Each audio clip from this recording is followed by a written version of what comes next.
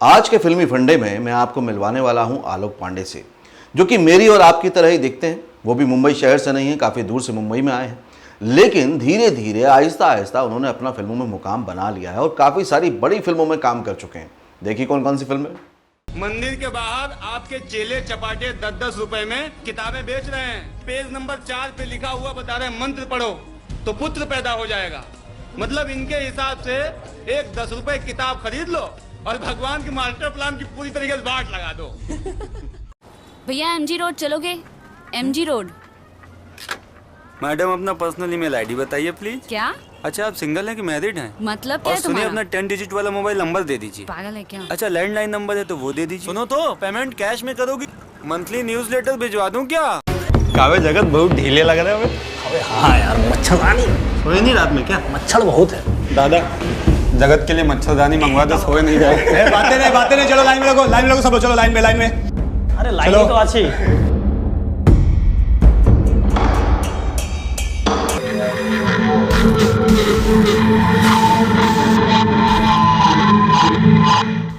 न बिजली है, न पानी है, न सड़कें हैं, क्या खाक मुस्तकबिल बदला है। लेकिन जो भी उनके दर पर गया कोई खाली हाथ नहीं लौटा। मुझे लगता है जो मेरी नज़र में मसले हैं वो गांव वालों ने नज़रअंदाज कर दिए। उसके बाद तांगा चलता है और बारिश में वो भी बंद हो जाती है और 3 मील तक पहाड़ों का ढलान है, उसका भी कटाव करवाना है, तब जाके कहीं तकलीफ ख़त्म होगी। तो मैंने ये मिनिस्ट्री के नाम दरख्वास्त लिखी है कि हमारे गांव तक सड़क बनवाई जाए।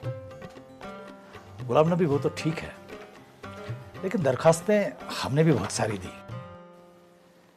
वायदे भी लोगों ने किए, लेकिन सुनवाई नहीं हुई। चलिए एक और आजमाइश करके देखते हैं, शायद इस बार काम बन जाए।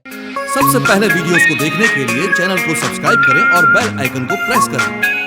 तो हेलो फ्रेंड्स, वेलकम टू फिल्मी फंडे, joinfilms.com। मैं हूं आपका अपना वीरेंद्र राठौर। और जैसा कि सेलिब्रिटी स्पीक्स में मैं हर बार आपको किसी न किसी एक्सपीरियंस पर्सन से मिलाता हूं, बल्कि कोशिश मेरी ये भी होती है कि मैं उन लोगों से आपकी मुलाकात कराऊं जो अभी दरमियानी सफ़र में, मतलब जो मुकाम बना तो चुके हैं लेकिन शायद मेन स्ट्रीम में उतना अभी नहीं पहचान बना पाए। लेकिन ये जो सफ़र है ना, यही सबसे बेहतर है, क्योंकि यहीं पे सबसे ज़्यादा सीखने का, समझने का, जानने का मौका मिलता है। और वही मैं चाहता हूं कि आज जो हमारे साथ हैं आलोक पांडे जी, जो कि फिल्में कर रहे हैं काफ़ी सारी, वो आपसे अपने एक्सपीरियंस शेयर करें। तो Alok ji, welcome to join films. Thank you sir. मुझे शुरुआत ही बताएंगे कि कहाँ से शुरुआत हुई, कब ये समझ में आया या कब ये हिम्मत आई सोचने की कि मैं एक दिन एक्टर बनूंगा? वैसे तो एकदम शुरुआत से अगर मैं कहूँ तो हाँ शीशा देखने का मुझे बहुत शौक था। हाँ बचपन से। ओके। जब अब यहाँ आ चुके हैं तो मम्मी बताती हैं कि तुमको ऐसा लगता था कि रात में शीशा देख के सोऊं, खुद तैयार होके एकदम बढ़िया जो है। हाँ। सब लोग जब सो जाते थे तो हमको क्या लगता था कि थोड़ा तैयार हो जाते हैं एकदम बढ़िया से, बाल बाल एकदम बना के, ऐसा लग रहा था मैं शो करने जा रहा हूँ। तो वो कहीं था कुछ एक बचपन से ही। लेकिन धीरे धीरे चीज़ें आगे बढ़ी, फिर गांव से बाहर निकले, शहर में निकले, थिएटर और रंगमंच को देखा। उससे पहले ये शौक़ था कि स्कूल में कोई भी फंक्शन होता था तो मेरे को ये था कि मुझे कोई ना कोई एक कविता या पोएम कुछ ना कुछ सुनाना है, परफॉर्म करना है। तो वो मन में एक इच्छा रहती थी कि ऐसे नहीं जाने देना है, मौका कैश करना है। और जब तक उस फंक्शन में कोई 2-4 ताली ना बजाएं और कुछ कहे ना कि यार बहुत बढ़िया यार गाया तुमने, अच्छा लगा यार, तो वो दिन तब तक बनता नहीं था। वो था, वहाँ से चल रहा था, धीरे धीरे चीज़ें बनी और आगे बढ़ी, लेकिन ये समझ नहीं थी कि आखिर ये है क्या, ये क्यों हो रहा है। धीरे धीरे फिर गांव से आना जाना होता रहा। किस जगह से हैं आप? मैं शाहजहाँपुर से। शाहजहाँपुर से, ओके। शाहजहाँपुर है हमारा उत्तर प्रदेश में। उसमें फिर एक छोटा सा गांव है ददम, वहाँ का मैं रहने वाला हूँ। फिर यूं ही ये कारवां आगे बढ़ता गया। फिर मैं शाहजहाँपुर पढ़ाई करने के लिए जब पहुँचा वहाँ पर, तो मैंने क्या, हमारे शहर में रंगमंच बहुत अच्छा होता है, तो फिर मैंने वहाँ पे रंगमंच देखा, शोज़ देखे, तो लगा यार ये जगह है जो शायद अंदर से जो आवाज़ आ रही है, यहाँ मुझे जाना है या यहाँ पहुँचना है। तो फिर मैंने वहाँ पे एक नाटक देखा, उसको देखने के बाद डिसाइड कर लिया कि मैं थिएटर ज्वाइन करूँगा। राइट। वहीं से फिर जो है वो जर्नी शुरू हो गई। हमारे रंगमंच के जो पहले गुरुजी श्री आलोक सक्सेना जी, और हमारे ग्रुप का नाम है संस्कृति। वो मैंने ज्वाइन कर लिया और फिर गांव से आना जाना शुरू हो गया। तो आलोक की शुरुआती बात में जो मुझे बात समझ में आई, जो आप लोगों को सीखनी और समझनी चाहिए, वो ये कि जो शुरुआती सिम्टम्स थे वो बहुत क्लियर थे कि खुद को देखने का शौक, मतलब विजुअली। दूसरा, ये सोच लेना कि मुझे स्कूल कॉलेज में कहीं भी आसपास अगर कोई अपॉर्चुनिटी मिल रही है तो उसको हर हाल में कैश करना है। यही बात मैं आप लोग को कहता हूं कि आप अपने शहर में रहते हुए, अपनी जगह पे रहते हुए पहले छोटी छोटी अपॉर्चुनिटी को, प्लेटफॉर्म को कैश करना शुरू करो, ताकि कॉन्फिडेंस भी बढ़े और आपको भी समझ में आए कि आप कितना कर सकते हैं। अगेन जो थर्ड बात कही उन्होंने कि थिएटर ज्वाइन करने के लिए उन्होंने क्या किया, पहले नाटक देखा, देखने के बाद समझ में आया कि जगह मेरे लिए, फिर उन्होंने कांटेक्ट किया उस जगह पे और फिर उसमें काम करते चले गए। तो इसी तरह से धीरे धीरे चीज़ें होती हैं। इन बातों को आप गौर से समझिए अच्छे से। फिर आपने जब थिएटर कर लिया तो यहाँ तक भी ठीक है, यहाँ तक भी अलाउ है, लेकिन ये मुंबई की हिम्मत कैसे आनी फिर ये थिएटर तो ज्वाइन कर लिया, हालांकि उसके बाद काफ़ी दिक्कतें आई, आना जाना गांव से। हमारा गांव जो था वो शहर से करीब 15 से 20 किलोमीटर दूर था, तो देर रात रिहर्सल से जाना आना। शुरुआत में थोड़े दिन तो बड़ा अच्छा लगा कि यार ये बड़ी अच्छी जगह, 2 घंटे तो बड़े अच्छे गुजरते थे।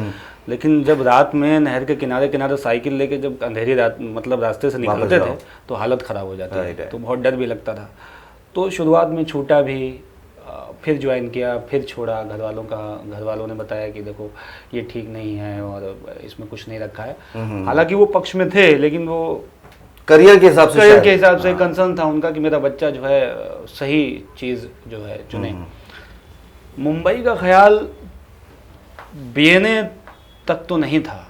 भारतेंदु नाट्य अकेडमी, जब मैं शाहजहांपुर में 2006 या 7 से जब मैंने ज्वाइन किया थिएटर, उसके लगभग 3 साल तक मैंने शाहजहांपुर में काम किया, रंगमंच किया। उस बीच मैंने नाटक किए, अलग अलग छोटे छोटे किरदार किए और इधर उधर देश भर में घूमने का मौका मिला, शोज़ किए। 2008 में कुछ लगा कि अब इसके आगे क्या, अब क्या, थिएटर तो चल रहा है। फिर लगा कि घर वाले भी सवाल करते हैं कि बेटा अब आगे क्या। तो फिर भारतेंदु नाट्य अकेडमी और ये एनएसडी राष्ट्रीय नाट्य विद्यालय इन सब का पता किया, तो वहाँ पर फिर अप्लाई किया। तो पहली बार में ही 2008 में राष्ट्रीय नाट्य विद्यालय में मेरा चयन हो गया। वहाँ से जो है वो 4-5 दिन जो मेरे थे वर्कशॉप के, वो बहुत ही अच्छे थे। और उसमें जो है लगा कि यार अभी तो बहुत कुछ बाकी है, बहुत कुछ बाकी है वहाँ। मतलब ये बात कर रहे हैं एक्चुअली एनएसडी की जो वर्कशॉप होती है after first selection, first round का सिलेक्शन होने के बाद उसकी। तो बट उसमें फाइनली मैं सेलेक्ट नहीं हुआ, बाहर हो गया, जो अंतिम चयन होता है। लोगों में नहीं आ पाया। लेकिन वहाँ से एक दिमाग खुला कि यार ये जो है बड़ी अच्छी दुनिया है और मज़ा आने वाला है, जर्नी बहुत बेहतरीन होने वाली है। फिर मैं वापस लौटा तो वहाँ पे लगा कि हाँ अब जो है शायद रास्ता मिल जाएगा, कुछ साफ मिलेगा। वापस गया, फिर शाहजहांपुर में फिर रंगमंच करना शुरू कर दिया। फिर अगले साल मैंने भारतेंदु नाट्य अकेडमी में अप्लाई किया और राष्ट्रीय नाट्य विद्यालय में भी अप्लाई कर दिया। तो उन दोनों में से एनएसडी में नहीं हुआ, बीएनए में हो गया मेरा। बीएनए हो गया तो बीएनए लखनऊ 2009-11 मैं वहाँ पे रहा 2 साल। उन 2 सालों में काफ़ी कुछ क्लियर हो गया कि अब जो है अगला हाईवे कौन सा है। थोड़ी तैयारी हो गई। हाँ, तैयारी हो गई और गाड़ी जो है चल सकती है, किधर जानी है चल सकती है। तो वहाँ पे बढ़िया लगा और घर वालों को भी एक हिम्मत मिली कि हाँ जो ये कर रहा था, जिस जगह पे ये पहुँचना चाहता था, तो उस ट्रैक पे चीज़ें बनती हुई दिखाई दे रही है। तो घर से भी हिम्मत मिली। तो वहाँ पर फिर एक मुंबई का एक ख्याल आया कि मैं जाऊँगा। अब नेक्स्ट स्टेप जो है वो मुंबई होगा। देखिए यहाँ पे भी आलोक की बात में एक बात बहुत अच्छी निकल के आई कि अगर एनएसडी में इनका सिलेक्शन नहीं हुआ तो इन्होंने अगले साल फिर कोशिश की, फिर भारतेंदु अकेडमी में कोशिश की, वहाँ पे सिलेक्शन हो गया। मतलब ये है जो मैं बार बार आप लोगों से कन्वे करना चाहता हूँ कि कोई एक सिचुएशन, एक व्यक्ति आपके टैलेंट को नहीं आंक सकता। कई बार सर्कमस्टेंसेस बहुत अलग अलग भी होते हैं, बहुत सारी चीज़ें होती हैं। तो उससे घबराएं नहीं, बल्कि आगे बढ़ जाएं। ये ना सोचिए कि यार मेरा करियर नहीं बन सकता क्योंकि एक जगह मेरा सिलेक्शन नहीं हुआ। आप दोबारा कोशिश कर सकते हैं। और जैसा कि उन्होंने समझा कि मैं अभी तैयार नहीं हूँ पूरी तरह से, वो समझना भी बहुत ज़रूरी है कि मुझे अभी क्या नहीं पता है और जो मुझे जानना है। बिल्कुल। तो जब मुंबई बनाने उसका सोचा कि अब मुझे जाना है, तो ये ख्याल सबसे पहले किसके साथ डिस्कस किया? वैसे तो फैमिली ही थी। हाँ। हम 4 भाई हैं हम लोग, मैं सबसे छोटा हूँ।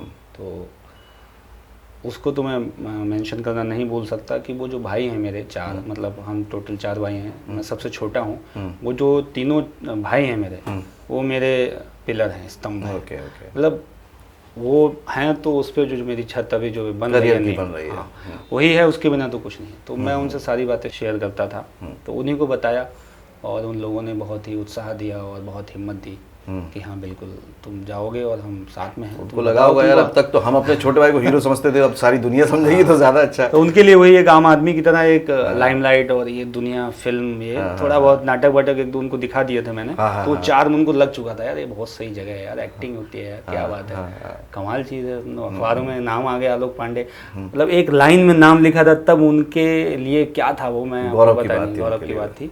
और फिर गांव में 4 आदमी पूछ रहे हैं कि अरे तुम्हारे लड़के का भाई का यार नाम आया उसमें, बड़ा अच्छा लगा। तो वो एक जो उत्साह था, वो एक खुशी थी, उसने उनको और एनर्जी थी, मतलब उत्साह दिया कि मैं अपने भाई को आगे बढ़ाऊँ। तो सब आपके प्लान के साथ एग्री हो गए कि ठीक है मुंबई जाओ? हाँ, ओके। एग्री हो गए। लेकिन खुद को थोड़ा बहुत भी डर लग रहा था? डर लग रहा नर्वस था, थे?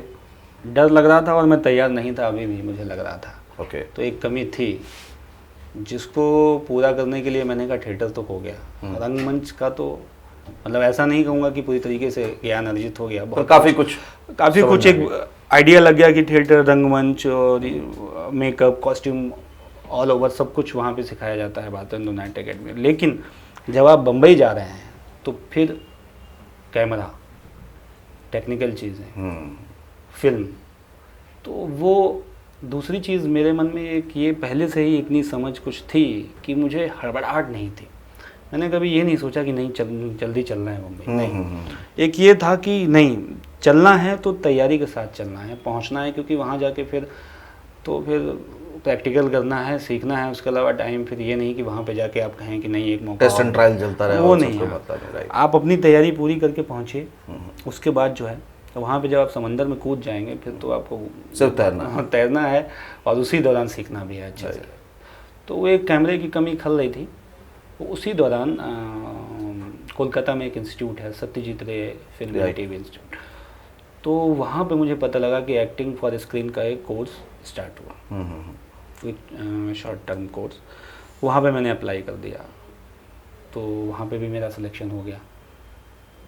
फिर मैं ये बात है 2012 जनवरी की। ओके। हाँ, तो फिर मैं वहाँ चला गया कोलकाता। मैंने कहा अभी थोड़ा सा मतलब लग रहा है, कॉन्फिडेंस नहीं आ रहा कि बम्बई नहीं, चला सही है। बात है, और ये बहुत अच्छी बात कही है बल्कि आलोक ने, क्योंकि ये बात ना कई बार बहुत लोगों के समझाने पे समझ में आती है। नहीं तो ज्यादातर थिएटर एक्टर को मैंने क्या देखा है कि वो ये समझ जाते हैं कि नहीं मेरे को तो अब एक्टिंग आ गई है, नहीं। बल्कि मैं तो फिल्मों से ज्यादा बेहतर एक्टिंग कर सकता हूँ। बिल्कुल। लेकिन वो आपने जो बारीक चीज़ है वो पकड़ी कि नहीं यार, कैमरा एक्टिंग, टेक्निकल एक्टिंग जानना समझना बहुत जरूरी है, और खुद पता किया और पता करने के बाद वहाँ चले भी गए। तो वो पूरा एक्सपीरियंस लेने के बाद मुंबई आप 2012 में आ गए। जी, 2012 में एंड में आ गया, दिसंबर में। तो जब आते ही जो रियल फिल्म इंडस्ट्री वर्ल्ड है और वहाँ पे जो एक्सपीरियंस, अब तो आपने तैयारी कर ली, थिएटर भी कर लिया, भारतेंदु अकेडमी भी चले गए, कैमरा एक्टिंग भी सीख ली, तो क्या हुआ? मतलब सब लोग तैयार खड़े थे आपको लेने के लिए? रियल तो फिर एकदम महा रियल था, मतलब लोकल से जो है बाइक के साथ मैं प्लेटफॉर्म पे था। हाँ। और मुझे पता नहीं चला कि मैं प्लेटफॉर्म पे कब गिरा, पहुंचा कब, क्योंकि भीड़ इतनी अच्छी थी। हाँ। और दादर आया दादर मैंने कहा यार कमाल है, बम्बई दादर का यार, तो गदर। जादू है यार।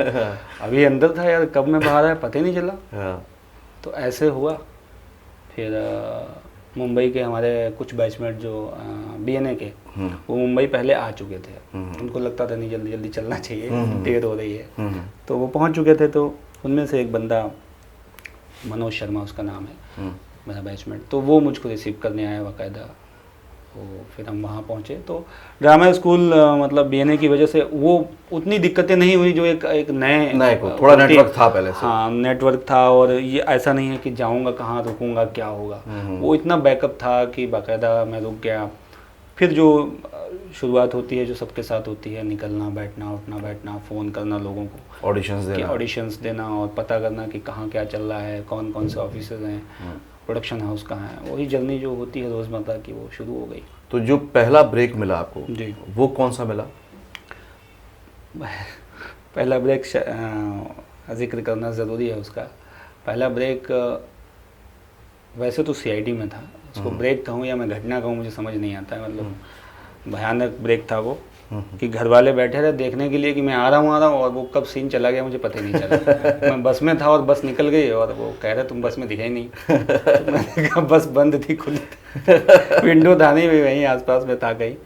तो वो ब्रेक पहला तो वो था खैर, जो पहला शॉट दिया था आपने। पहला शॉट दिया था मैं इसमें पहले, लेकिन वो भी इम्पोर्टेंट होता है। हाँ मुझे लगा कि वो बताना चाहिए, उसमें कोई वो नहीं है। हाँ, कुछ नहीं, लोग कहते हैं कि सब कामों को, लेकिन मुझे लगता है कि वो मेरा पहला एहसास है वो जब मैं पहला। शूट से आया था मैंने फ़ोन किया था भैया कि भैया काम करके आ गया हूँ मैं, और इतना कमा लिया है मैंने, पैसा मिला है, 2-2.5 रुपये का कुछ था वो। ठीक है। तो वो एक मतलब उत्साह था कि यार मैंने पा लिया, इसके लिए जो मैं एक आया प्रोफेशनल एक्टर बोलते हैं, जी। मतलब पैसे लेके काम करके आया हूँ आज मैं, कैमरा फेस मुझे करके पैसा आया। दिया गया और बाकायदा मैंने किया। वो अलग की बात है, घर वाले बैठे रहे, बस आके चली गई, वो दिखा नहीं, ठीक है।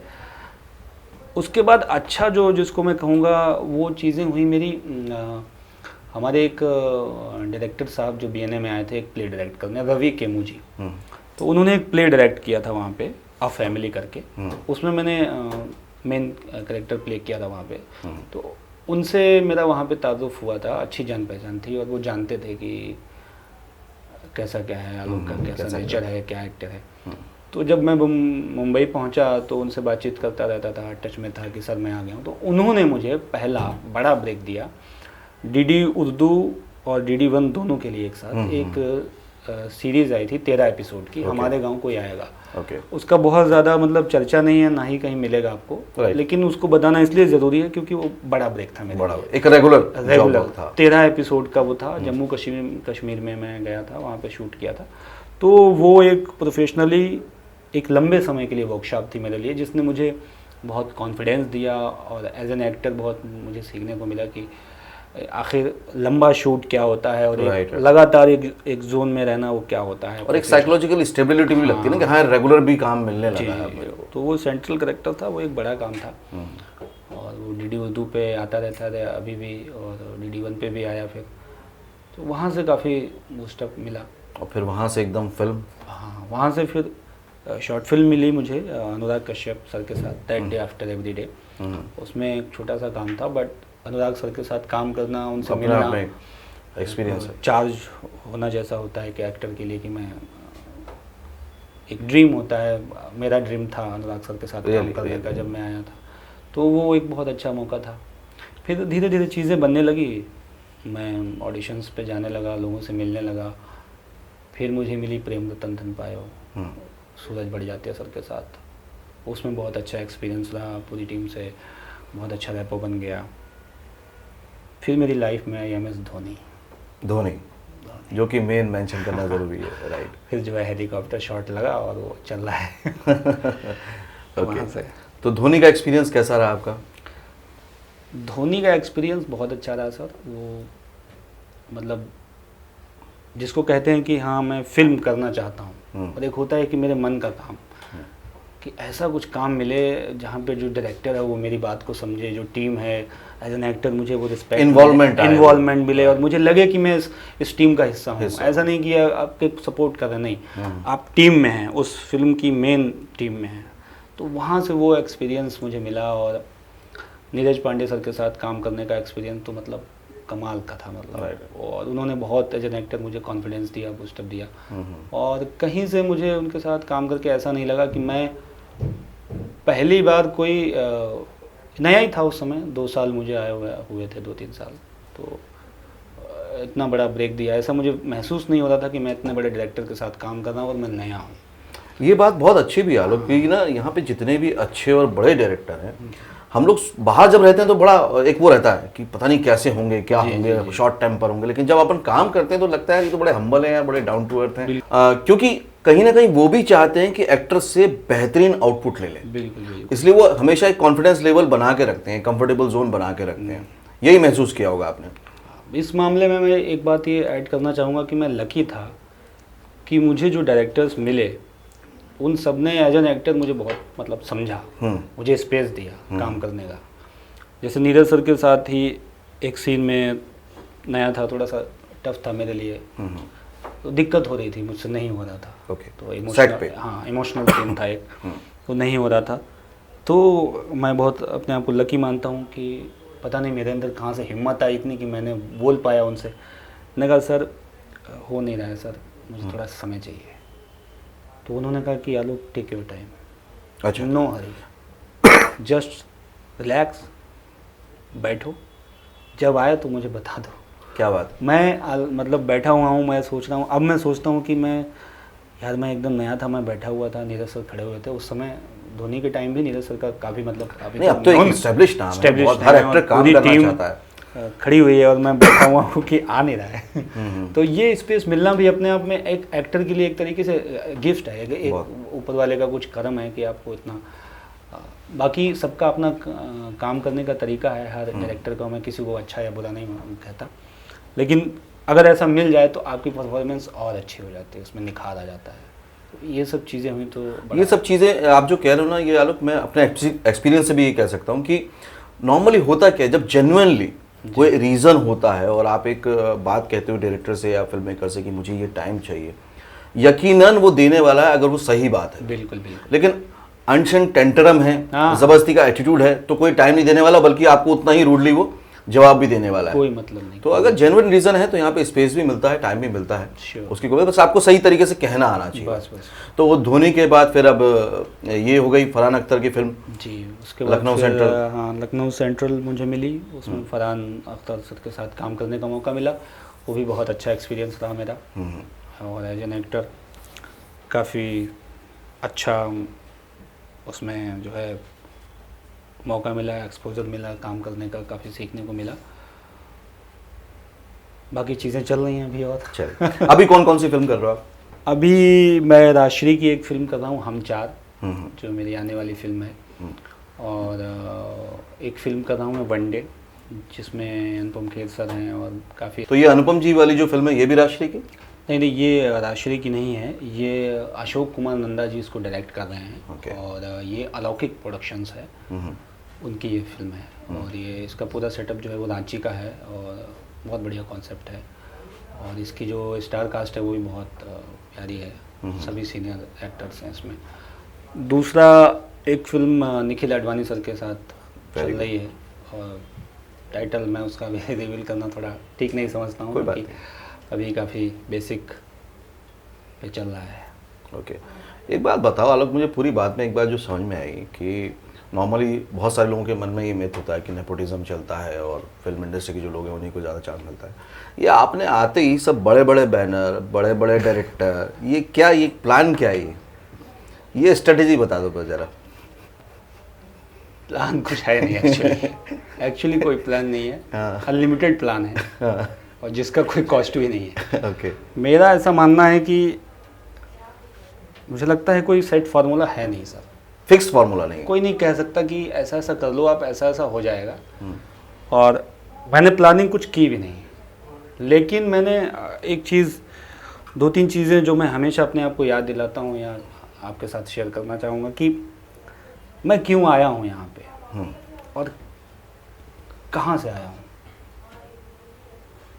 ये दो चीज़ें जब मैं याद करता हूँ कि मैं यहाँ 1500 किलोमीटर दूर से आया हूँ, यहाँ छोड़ छाड़ के सब अपना, तो वो क्या मुझे पुल करता है, वो राइट, पुश करता है कि करना ही है, कि करना है करना है करना है, और रिलैक्स होना भी है और नहीं भी होना है। एज एन एक्टर रिलैक्स रहिए, लेकिन आपको आगे बढ़ना है वो गोल याद रहना चाहिए। हाँ, तो याद रहना चाहिए, उसको लेकर आप लगातार एक्टिव रहिए, चलते रहिए, लोगों से मिलते रहिए, बातचीत करते रहिए और सोचते रहिए कि हमें काम करना ही करना है। और तो बहुत क्लियर बात निकल के आ रही है कि लोगों से मिलते रहो, ऑडिशन देते रहो, जो अपॉर्चुनिटी आए उसको अच्छे से कैश करते रहो, ताकि अगली बार रिकमेंडेशन आए। और एक बात बहुत इंपॉर्टेंट है, मैं तो हमेशा कहता हूँ, लेकिन क्योंकि आपने एक्सपीरियंस लिया है रियल प्रैक्टिकली, एक्टिंग के साथ साथ एक एक्टर का बिहेवियर, उसका attitude with the production people कितना मायने रखता है करियर के लिए? सर मुझे लगता है बहुत मायने रखता है। मतलब मेरे लिए वही सब कुछ है अभी, वो पहले है। राइट, क्योंकि जिस दौर से हम गुजर रहे हैं ना, शब्द शायद कुछ मीनिंग शायद कुछ गलत लोग समझ जाएं, लेकिन कहते हैं ना, सस्ता सुंदर टिकाऊ एक्टर चाहिए सर। राइट, कम समझाऊं, ज़्यादा समझ लीजिए आप। मुझे जितनी उम्मीद नहीं उससे ज़्यादा आप बैकअप दे दीजिए मुझे, तो आप मेरे लिए बहुत अच्छे हैं। सर हमारे लिए समय नहीं है लोगों के पास, समझ रहे ना, जिस तरीके से चीज़ें चल रही हैं, जल्दबाजी है, हड़बड़ी है, लोगों को काम करना है, जल्दी मार्केट में काम आना है, समझ रहे ना मैं क्या कर रहा हूँ आप, कि आपको इतना अपने आप को इतना तैयार करना पड़ेगा कि आप उनकी स्पीड के साथ सिचुएशंस में उनकी स्पीड में मैच कर जाएं और उसमें कुछ अच्छा कर जाएं, राइट, तो आप उनके लिए बहुत अच्छे हैं। राइट। बाकी काम बहुत है, काम की कोई कमी नहीं है, संभावनाएं आपके आसपास ऐसे घूम रही हैं ऑर्बिट में, ऐसे घूम रही हैं आपके आसपास, बस आपको अपनी जो नज़र है उससे ये पहचानना है कि ये संभावना जो है ये मेरे लिए सही है, सही है, उसको पकड़ना है, होल्ड करना है, और होल्ड करने के बाद काम अभी अभी ख़त्म नहीं हुआ है, काम अभी शुरू हुआ है, काम मिल गया, लेकिन उसके बाद जो आपको रिस्पॉन्ड करना है, उसके बाद वो आगे का आपका जर्नी तय करेगा कि ये तो मिल गया, अभी जो पीछे से ऑर्बिट में जो आ रही है उसके लिए हम कैसे रिस्पॉन्ड करेंगे। तो अभी मैं एक वीडियो देख रहा था भाग्य को लेकर, किस्मत को लेकर क्या है, तो उसमें बड़ी अच्छी बात, एक हैं बहुत अच्छे स्पीकर हैं, उनका नाम मैं बोल रहा हूँ, गोपाल दास नाम शायद है उनका, पता नहीं। तो किस्मत सिचुएशंस जो होती हैं उनके प्रति हम कैसा रिस्पॉन्ड करते हैं वही तय करता है, वो तय करता है। किस्मत कुछ फिक्स नहीं होती है, आप जिस तैयारी के साथ खड़े हैं हाँ, वैसा आउटपुट मिल जाएगा, सबको मिलेगा, सबके पास आता है, लेकिन हम क्या है, हमारे सिग्नल अगर स्ट्रांग है, हम वीक नहीं है तो हम उसको पकड़ लिए, और उसके बाद जो हमारा रिस्पॉन्ड है हमने उसको और अच्छे से आगे जनरेट किया, और वो ऑर्बिट जो है उसमें जो पीछे आ रहा है जो उसको हमने फिर समझा और पकड़ लिया। तो कई बार ऐसा होता है कि यहीं पे है वो चीज़, हम समझ नहीं पा रहे हैं कि वो मेरे लिए सही है कि गलत है, तो वो जो आँख है वो उसको पकड़ना और फिर उस पर काम करना और उसको ले जाके फिर आगे जो मिल रहा है हमको उसको भी पकड़ना और होल्ड करना और चलते रहना लगातार लगातार लगातार। आलोक, बहुत अच्छी बातें समझ में आई मुझे तो, और मुझे लगता है कि जो हमारे व्यूवर्स हैं, क्योंकि खासतौर से नए लोग जो अपने शहरों में बैठ के देखते हैं, और मेरा पर्पस यही है जॉइन फिल्म्स का कि वो लोग पहले ही वहाँ पे समझ लें, जान लें चीज़ों को, इंडस्ट्री के जो सही तरीके हैं, है ना। बाकी तो क्या है, गॉसिप से उनके माइंड अलग अलग बनते रहते हैं। तो आपसे बहुत अच्छी इन्फॉर्मेशन मिली। आपके हिसाब से एक नए एक्टर को जो खास तौर से दूर दराज से आता है, क्या खास बातों का ध्यान रखना चाहिए? सबसे पहले तो जो मैंने बताया था उसको रिपीट करता हूँ, ये ध्यान रखिए कि आप यहाँ क्यों आए हैं। क्या होता है कि बीच बीच में झटके लगते हैं, बहुत बुरी तरीके से, तो उन झटकों से अपने आप को कंट्रोल में रखिए, अपने आप को संभालिए। पता लगा झटके से आप कहीं दूसरी लहर में चले गए तो खो मत जाइए, चीज़ें बनेंगी, कभी कभी नहीं बनती हैं। अपने आप को लगातार ये मतलब ध्यान में रखिए कि वही वाली बात है कि एक्टिव रहिए आप सब, और भूल मत जाइए, रिलैक्स मत हो जाइए, आप कंटिन्यूसली वर्क करते रहिए और सही लोगों से मिलते रहिए, और समय का ख्याल रखिए। मौज मस्ती सारी चीज़ें अपनी जगह हैं, लेकिन समय जिस स्पीड से भागता है ना, 2-4 लाइनें में लिखी थी मैंने अभी, कभी कभी आप समय के साथ खेलते हैं और कभी कभी समय आपके साथ खेलता है। समय के कंट्रोल में आप हैं, लेकिन आपके कंट्रोल में समय नहीं है। राइट, बहुत बढ़िया। इसलिए आपने समय को बर्बाद किया तो बहुत दिक्कत हो जाएगी, फिर किस्मत भी कुछ नहीं कर सकती, कुछ नहीं कर सकती। इसलिए समय और एक्टिव रहिए, किस लिए आए हैं वो पर्पस याद रखिए, और क्या बैकग्राउंड है, उन सब चीज़ों को, अपनी जड़ों से जुड़े रहिए, और बहुत ही धरातल पे रह के सारी चीज़ों का जो है निर्माण कीजिए। बहुत अच्छी चीज़ें हैं, और बम्बई जो है वो हर इंसान को कभी ना कभी छोटे छोटे पैकेज देती रहती है, ऑफर आते रहते हैं, बहुत बढ़िया, आप बस उसको सेलेक्ट कर लें। Thank you Alok, thank you very much, बहुत अच्छी इन्फॉर्मेशन शेयर की। मुझे उम्मीद है कि सारे व्यूअर्स को बहुत कुछ सीखने को, समझने को, और सबसे बड़ी हिम्मत बड़ी होगी कि नहीं यार, जब आलोक वहाँ से आके पूरी तैयारी के साथ कर सकते हैं तो हम भी कर सकते हैं। Thank you. सो फ्रेंड्स, मुझे पक्की उम्मीद है कि आलोक पांडे जी से मिलकर आपको बहुत हौसला मिला होगा। देखिए, इनका जो लुक है वो भी नॉर्मल है, हमारे आप जैसा ही है, इसलिए आपका जो सवाल बार बार आता है कि बहुत ज़्यादा रिच, गुड लुकिंग, ऐसा होना चाहिए, वैसा होना चाहिए, वो बिल्कुल बात नहीं है। दूसरी बात, आपको लगता है कि सब लोगों को काम नहीं मिलता, वो भी बात नहीं है। आपको इनकी जर्नी से समझ में आ गया है कि अगर आप बिल्कुल निरंतर काम करते रहें, सही लोगों से मिलते रहें, ऑडिशन देते रहें तो काम ज़रूर मिलेगा। आपको ये भी समझ में आ गया कि थिएटर एक्टिंग और कैमरा एक्टिंग में ज़मीन आसमान का फ़र्क है। आपको कैमरा एक्टिंग सीखना बहुत ज़रूरी है। तो इस मुलाकात से, इस इंटरव्यू से आपने क्या सीखा, मुझे कमेंट बॉक्स में ज़रूर बताइए कि इससे आपको क्या इन्फॉर्मेशन ऐसी लगी जो आप अपनी लाइफ में इंप्लीमेंट करने वाले हैं। मतलब कैसे सीखने वाले हैं, कैसे मुंबई आने की तैयारी करने वाले हैं, ये मुझे कमेंट बॉक्स में ज़रूर बताइएगा, क्योंकि आपको पता है कि आपके कमेंट्स के सारे आंसर मैं पर्सनली करता हूं। तो मुझे अच्छा लगेगा ये जानकर कि आप लोगों ने भी तैयारी करनी शुरू कर दी है। वीडियो देखने के लिए बहुत बहुत शुक्रिया। इसी तरह से प्यार सपोर्ट बना के रखिए, वीडियोस को शेयर करते रहिए, क्योंकि नॉलेज और अवेयरनेस को जितना शेयर किया जाता है उतना ही मजा आता है, उतना ही आनंद आता है। अगले वीडियो में फिर से मुलाकात होगी, तब तक के लिए देखते रहिए, सीखते रहिए, जमे रहिए। All the very best.